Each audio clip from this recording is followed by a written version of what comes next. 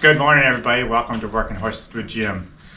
Today we're going to, at the end of this video, I'm going to go back to our Friday video because I had asked for some questions and we were actually bombarded with questions on some of the things I was doing as I was logging. So I wanted to go back and show some of the clips of Friday's video and explain what I was doing. That will be at the end of this video. The first part of this video, and I want to show this because of also some of the comments and how observant some of you guys are when you're watching my videos. And so one of the things, well, I'll get to that in a second, but before I get to that even, I want to explain what's been happening here in the last 24 hours. We got a lot of rain. I just checked the rain gauge this morning and Brenda said she had actually emptied it yesterday afternoon even after the rain had been raining for quite some time. And even now, there's 5 inches of rain in the rain gauge, which means there was probably 6 inches total, I'm guessing, of this storm. It's done quite a bit of damage to the North Country. It's surprising the larger bodies of water are not a problem, but the smaller ones are the difficulty ones. I will even show you a video right now of a culvert up the road, actually close to Abby, our daughter's house. This is a road that I always take when I'm going to my log job up the road. And this culvert is a 6-foot culvert, I believe. And here's the video of what it looks like because it could not take all the water.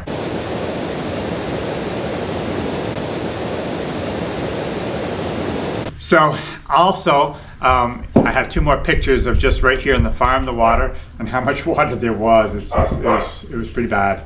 And when we moved here, and for the last 30 years that we've been here, 30 plus years, we felt this is just not a flood area.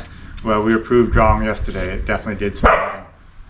And so anyways, let's go to a video I made a little while ago, a few days ago, and explain even some of the questions and the things that you guys have noticed on my video, my last video that I did.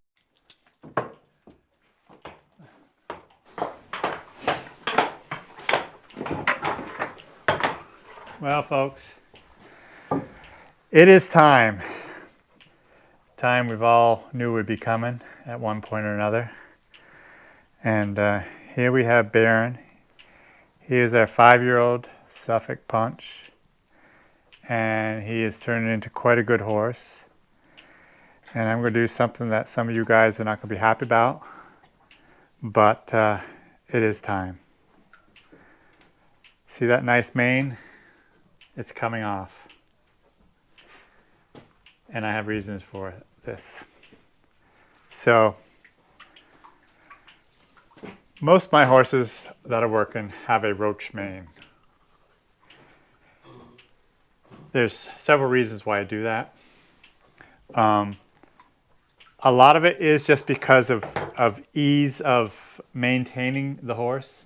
Without this mane on that needs to be brushed and everything, it's just so easy on a daily basis just to brush them and go. Because the mane is on, you have to brush this mane. And it's a lot of extra work. So there's one thing there. And this is not in the order of importance. It's just as I'm thinking about what I'm doing and what I'm trying to explain. So when you have working horses that wear a collar most every day, when I put this collar on, everything looks all well and dandy. I grab this mane and pull it out from underneath that collar. But when I take the collar off at the end of the day or the end of the period of time that I work them, this mane is all wet and matted in such a way that I know it has not been as comfortable on him as if there was nothing there. So, and then also you can see right here, this area here is already starting to deteriorate, I guess you could say, because this is where the collar sits. And so now, from the other side, you can see this bit of hair sticking up, and it's all gone. And so that nice mane that he grew over the course of his lifetime of 5 years is starting to go backwards. In other words, it's starting to not be looking as nice as it did, and it's only going to get worse. Now, if you've just got show horses or just horses that you use once in a while, you can keep a mane on, and it will probably not even be affected too bad because you're not working them as hard as I do with my working horses. So you can get away with that, but I can't. It's going to get worse and worse, and then it's just going to be, in my opinion, a terrible looking mane. So that's another reason why it's coming off. I've said this many times before. For one of the reasons I do this is just think about it this way. When a young man goes into the service, what's the very first thing they do before they start working for the government? They take the hair and clip it right off close. It just eliminates so many issues. So I think there's a couple others, and I can't remember. Do you remember, Brenda, what they were? No, but I did want to say that I think he's been rubbing it off since he gets to go out, you know, in the woods sometimes and whatnot. He's rubbing it off too. Well, not here, because it's all in the collar. Yeah, but it's a lot thinner than it was. I mean, I don't think it is nearly as thick. Like. Oh, I don't know about that. I think that's the same. But the only place he's really losing hair, the only place he's really losing hair though is right where the collar sits. Yeah, it's mostly. It's just getting all kind of straggly here. So yeah. As much as I'm kind of sad about this, I also feel like it's the best thing to do. Also, I want to point out that I think 2 years ago when we got him, he was a 3-year-old, and his mane was really raggedy. And I remember we just kept brushing it and didn't really do anything to it, and how nice it turned into a beautiful mane. But now it's, like I said, it's going backwards now. So anyways, it's coming off. I'm glad for it. I think he's going to be glad for it because I think he's going to be so much more comfortable without having that mane there. One other thing that people have said that, and there's some truth to it, is that, oh, they've got to have that mane because they need it for the flies. Well, that's just one small, tiny portion of their body that's covered up. If it's a nice mane, in my opinion, there's no mane on the other side, because it's all on one side where I think it should be, and most people do also. So it's sure, it helps a tiny little bit with flies, but what about the other 90% of his body? You've got to do something about that 90%, but putting a fly spray or doing something. So what's another 10%, you know? Well, and I just would like to say that every time he's worked and you brush him, you know, go to brush him after, it's always all wet under here. Like it's hotter for him. It's so much hotter. Yeah. Brenda can relate to that because she has a big head of hair, and she's always complaining about the fact that how hot it is on these hot days. So anyways, the mane is coming off. Let's get it off and see what it looks like. Now, this video is not going to come out until a while after we do it. Now, I'm doing this because I'm kind of curious to see how many videos it's going to take before you guys even realize that his mane has come off. I remember years ago we had I don't know what it was, a horse. And Lady. You think it was Lady? Yeah, I'm pretty sure. And I clipped her mane off, and it was like 2 weeks later, Brenda said, "Oh my goodness, you took her mane off." Yeah, I took it off 2 weeks ago. And I said, and I didn't want him to do it. And then I didn't notice it. So anyways, let's see what we can do. This will obviously be going to be the first time he's ever had his mane clipped all the way. And I'm hoping he'll be fine. I expect he will be. So one other thing, we are going to save this hair because we have people that have shown interest in wanting some of Baron's hair. And we'll tell you at the end of the video or sometime exactly how we're going to do that, as far as if anyone wants some of his hair. I can just tell them. Or if you know now, go ahead. We think just to make it easier, we'll just put it in our Working Horses with Jim store. So just go click the link for the store, and you can go there and purchase some hair. And I think it'll just be for a fee. There will be a fee, but because of mostly the shipping and handling and all the doubling around we do to to package it and all that stuff. So we got to charge a little bit. But yeah, so if you guys are interested, let us know. Yep.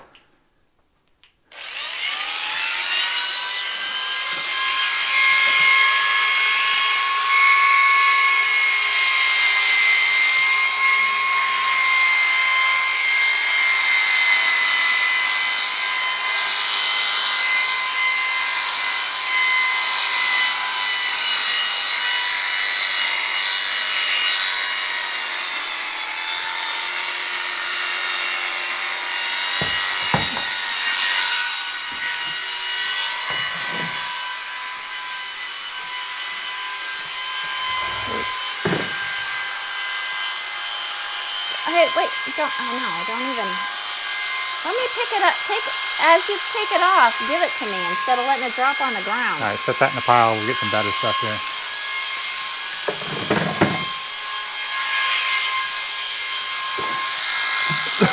My good stool was smashed. Oops. So all I have is this one.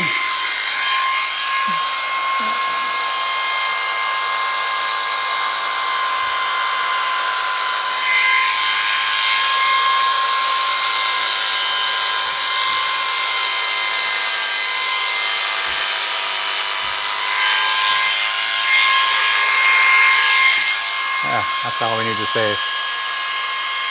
Got it?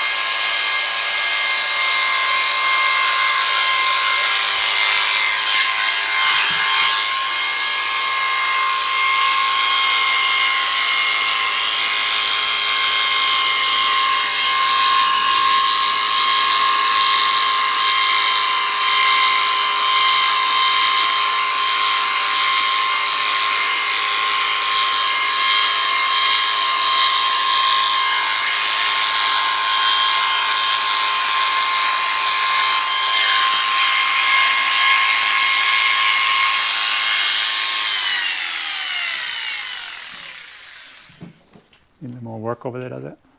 Huh? Does it need a little more work over there? Oh, it looks pretty good.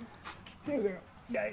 That was one good horse. He's so sweet, honestly. He didn't, just such a good horse.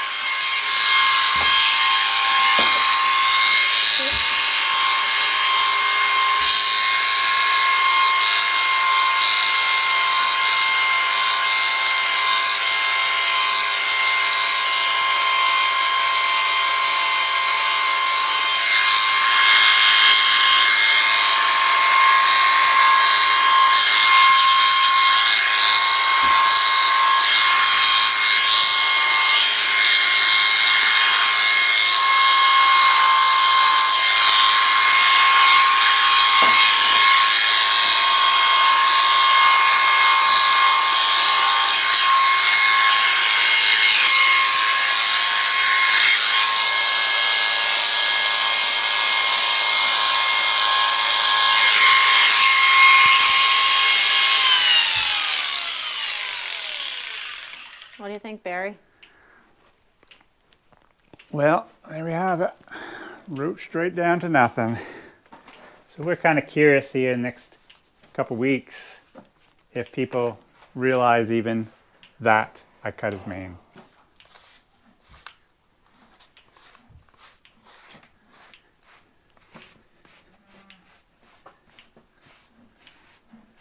Let's take him out in the sunlight and walk around and just show everybody what he looks like outside. Is he sore over there? Why did you do that? Huh? I was just surprised he moved like that.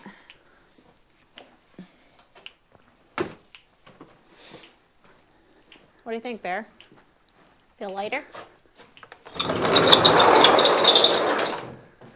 Okay.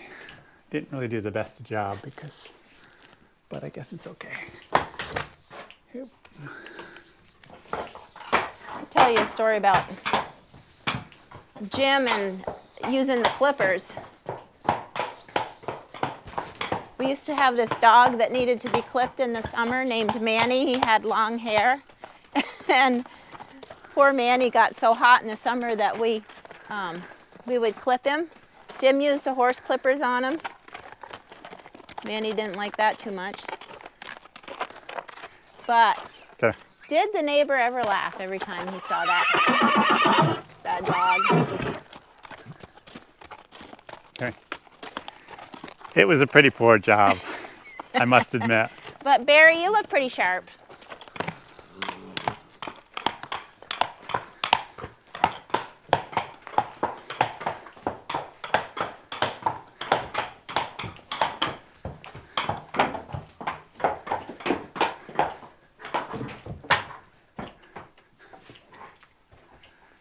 Okay, let's jump back up to wherever we're at in today's video.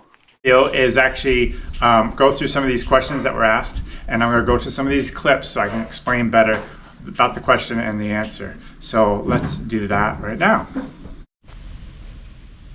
So we've had several people that have asked where this woodlot is. This is land that we own. It's about 1.5 miles up the road from us. It's a 350 acre woodlot, and we've been cutting wood off here for years, and there is more timber here now than there was when we started. I am sure of that.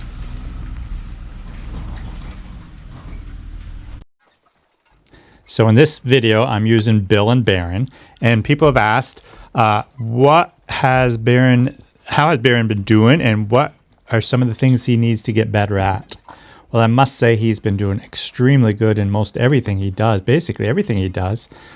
He still needs to learn how to pull better. Even as good as he's pulling, he has a long ways to go to really get the hang of how to place his feet and to really dig in and pull a heavy load. But other than that, I just can't be more happy with him. He is doing great.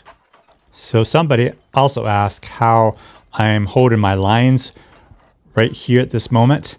And as you can see, my left hand, my lines just go through my hands. By my right hand, it goes through my index finger and my middle finger. And I do that sometimes, not always, but I do that sometimes because if I'm holding up all the extra lines, the end of the lines in my right hand, it gives me a place to hold it more comfortably. I did a video on that a while back with how I hold my lines that you could go back and study a little bit more if you'd like to. But I don't always do it this way, but I do quite often. It just seems more comfortable for me to do it this way. Careful.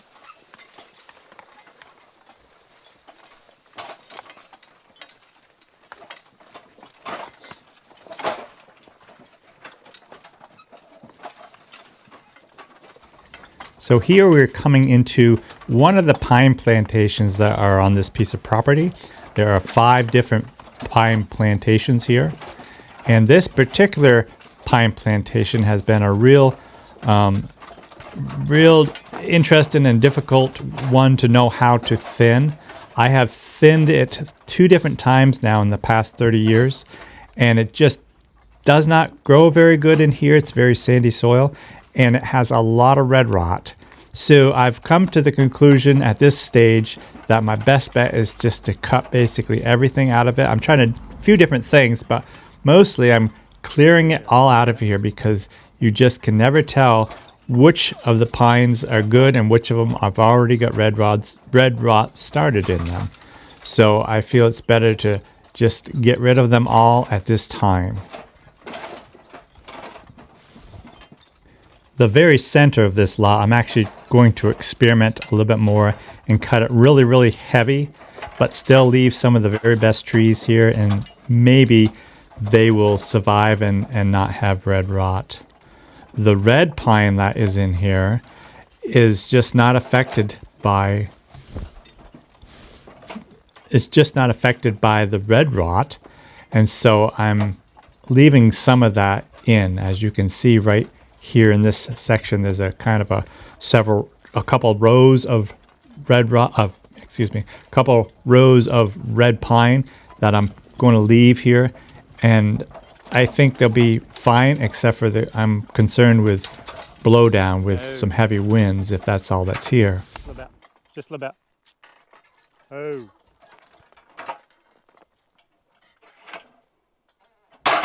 So here off to my right is my excavator, and I have a skid steer at my landing where I will be taking these logs. And somebody asked how many times I have to fill the tank of the excavator. Well, it's amazing how little fuel I will use. When I'm using the excavator and the skid steer, all I'm doing is loading and unloading logs. So it gets used so little that the fuel consumption is so little I don't even think about it. You know, if I put 5 gallons in it once in a blue moon, that's just all it takes. But it works so good and saves so much on the horses and produces so much more wood than if I was to skid this all the way out to the landing, because it's a half a mile out to the landing.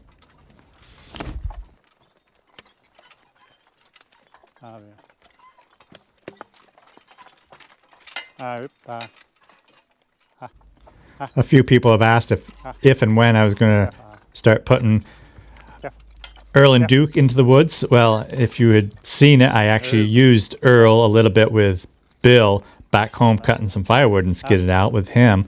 But I was actually telling Brenda that, well, maybe I should just take Earl with Baron up in the woods to do this video even and explain some things and answer these questions, because I could just work him just a tiny little bit and skid small logs in the small wagon load, and I could have done it, but I just didn't have time to do that yet. But maybe this summer I might even take him up, especially with Bill I'm apt to, but maybe even someday with Baron. And Duke is doing wonderfully, but he's just a little bit behind on things just because I have more horses than I have really work for right now. So I just have to do the best I can with what I do have. Up here. Bye. On that same note, several people have asked about Ken and why I'm not working him. Well, he has a little bit of age on him, although he's not much different than Bill in age, but he's slow, and I want to work these younger horses, and I don't want to work the younger horses with a slow horse at this stage. I want to work them with a faster horse so they learn to move a little bit faster than Ken.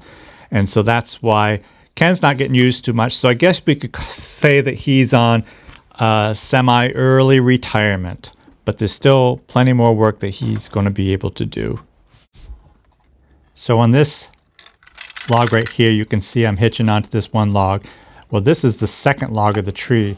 The butt log is right to our right there, and it looks fine from right at the angle we're looking at it, but there's a big spot in the side of it, a big hole in the side of it, and it's got a lot of red rot, and that's why that's going to end up staying here on the ground and rotting away.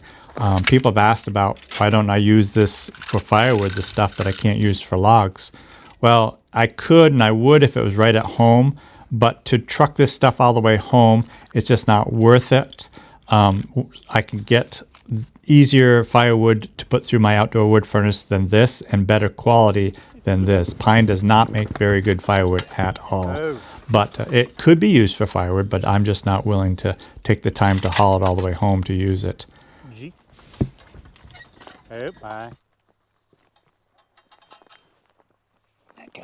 So nobody actually asked this question, but since I'm hauling such a short distance from here to the excavator to the wagon, I don't bother shortening up my chains too much to get a better hitch because it's just such a short distance. But right here, I had dropped over a stump, and so I had the potential of being kind of between a rock and a hard place. So I had to back up and get a little shorter hitch and position the horses so that they wouldn't get bound up between that stump and the live tree. And I was able to get that done and then head out of there. But you can see I still have some long chains, and if I was to shorten them up, it would definitely pull easier. But I really don't care for this short of a distance. My horses have plenty of power to pull it, and there's a higher chance of possibly hitting a rock or a stump with these logs, but it didn't happen, so I was fine. A little bit later in the video, you will see me tying my horses to a tree, and I do that quite often. But right here in this situation, I knew that the horses could not go very far because the hitch that I just pulled out was right in front of them. So I didn't bother tying them. And of course, Brenda was right there too, but I do it even when she's not here. But as I get older, I just tend to tie my horses more than I ever used to, just because I just don't want to take that chance or that risk of having a runaway. The quality of the logs on this particular lot are not very high, so I have to cut a lot of short logs, and I have to try to keep my logs as straight as possible in order to sell them. But some of the logs just are not of the quality that I even want to sell, so those logs will end up coming down to my place, and I will saw them into lumber myself because it just takes a little bit longer and the production is very poor on cutting some of these logs.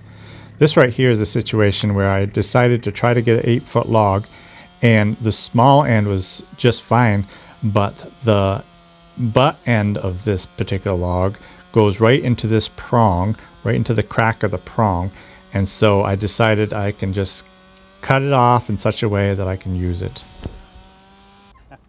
So a couple of the questions people have asked: do we have toxic plants because the horses are always grabbing at leaves to eat while we're working? And do we have any venomous snakes? And the answer to all of that is no. We are very fortunate. We live in an area where we do not have snakes that are poisonous, and we basically don't have any leaves that I need to be concerned about of the animals eating and getting sick. Although there is a possibility in dried leaves from a cherry tree, and maybe even some other leaves, if they're just in the right spot, you know, being half dried or half dead, whatever, that they can get sick from that. But it's just such a rarity.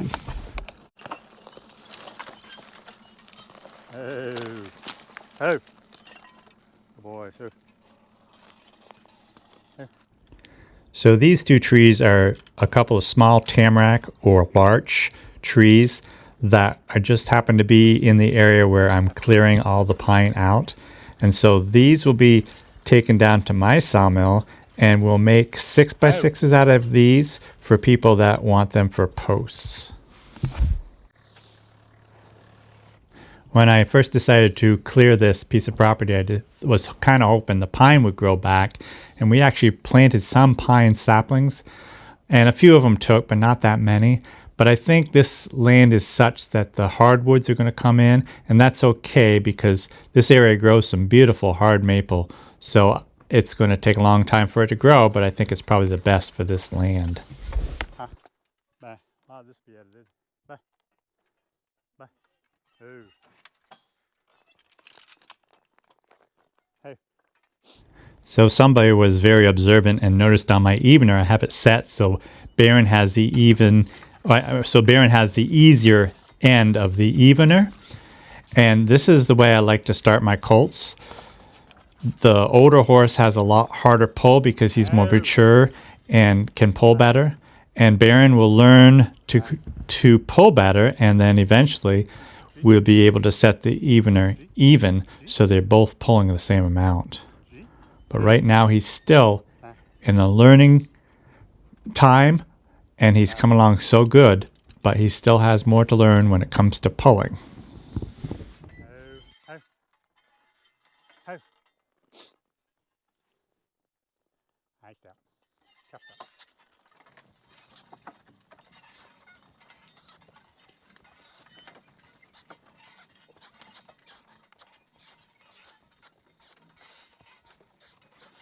Oh. So on this particular tree, I'm trying to show you guys this section right here, and I would call this Blister Rust, and there's probably other names for it, but a forester once told me when this occurs on a pine tree, within 5 years, the tree will be dead. And I have seen this happen that way too. So whenever I see a tree with that in it, I really need to get it cut to salvage that tree. This tree is also a kind of a crooked tree, so I'm trying to make what I can out of it. This log right here is a little bit crooked, not the best. But then I have, I believe, right here, another spot that is quite crooked, and it might even have another section of blister. I can't remember, but because of that, I decided to limb my way all the way up to the end of the tree where the log is good. Yes, here's the spot that has another spot of blister rust. So, and it's crooked right there. So I limbed up the tree until it came to the end of the salvageable timber, and then I actually am going to mark my way backwards, which I generally never do except for in a situation like this, to get as long of a log as I can back to that crook.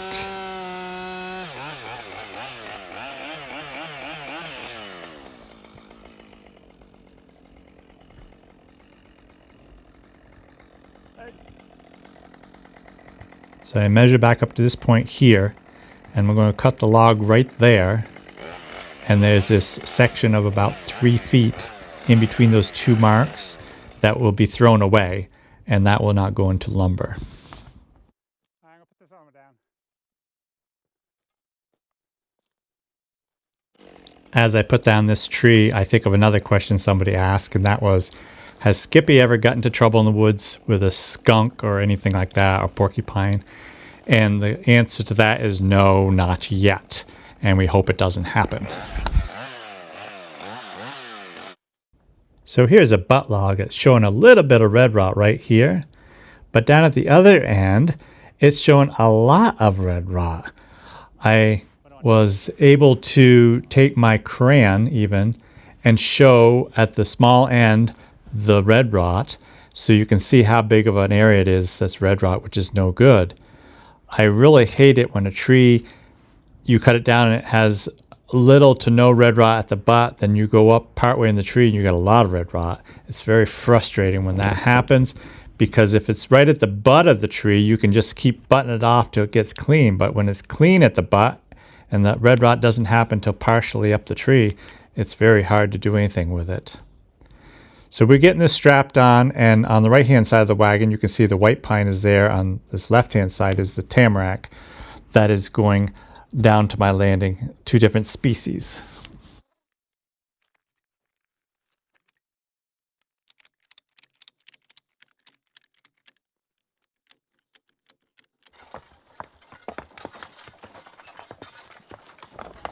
So here we are heading out with this wagon load of logs, and as you can see, it was quite wet the day that I made this video. Since then, with this 6 inches of rain that we just got, or maybe a little bit more than that, I've got to go up and see how bad it looks now. I just can't imagine as bad as it was. It's going to be so much worse now.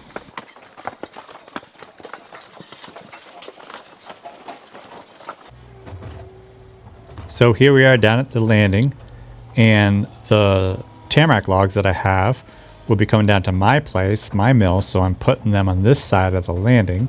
And any of the logs that I don't want to sell, if they're crooked or if they have red rot or if they're just too small in diameter, I will bring them down to my place and still be able to salvage some stuff out of it. And all the rest of the nicer pine that I want to sell to different sawmills, I will take off the wagon and put onto the other pile to have it sorted out, so when my trucker comes, he can just pick from whichever pile he wants. Although the stuff that's going down to my land, and I won't hire a trucker, I will come back up with the horses in a wagon and load them back up and bring them back down to the farm myself. So the one last question I'm going to answer for this video is how long do I work my horses in the summertime and the wintertime in the woods? Well, in the summertime, a lot of times I would just work for half a day just because I'm usually close to home and I have hay in to do sometimes and other work to do at home. But during the wintertime, I will work a full day, all day long, 6 to 8 hours. And because it's cooler, they can handle it no problem at all. During the summertime, when it's warmer, I do prefer having a shorter day in the woods. Well, I hope you guys enjoyed this video. I appreciate all your questions. It was kind of fun trying to answer them all. And I'm sure I didn't get all of them. And maybe I'll be able to answer some of those questions later on in a different video. But as of right now, we are done. Have a great day. We shall see you next time.